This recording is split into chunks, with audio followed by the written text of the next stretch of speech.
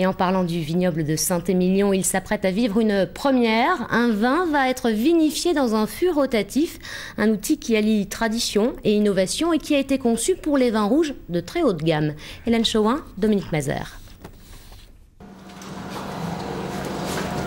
3 tours, 3 fois par jour, c'est le traitement que réserve Charles Bonchot à ses 2 foudres. À l'intérieur, le vin de sa meilleure parcelle, du merlot planté il y a 44 ans.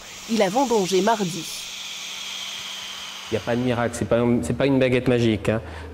Pour faire un grand vin, il faut déjà un grand raisin. Et une fois qu'on a un grand raisin, après on va essayer d'utiliser les meilleures techniques aujourd'hui. Pour la majorité de sa récolte, il garde la technique traditionnelle. Une fermentation dans une cuve en béton. Le vin est régulièrement vidé par le bas et remonté pour extraire les composés aromatiques des pépins et des peaux. Le vin, pour pouvoir lui faire ce circuit, il va falloir le pomper à travers une pompe. Et cette pompe va malaxer le vin un petit peu.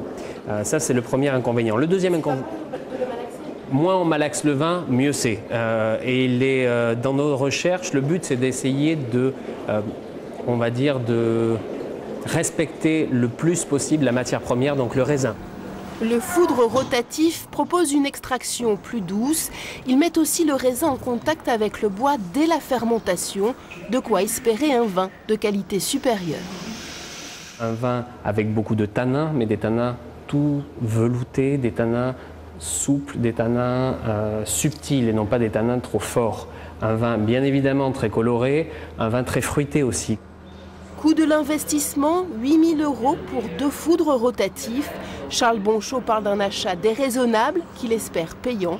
Il attend 1200 bouteilles qu'il réserve à ses meilleurs clients.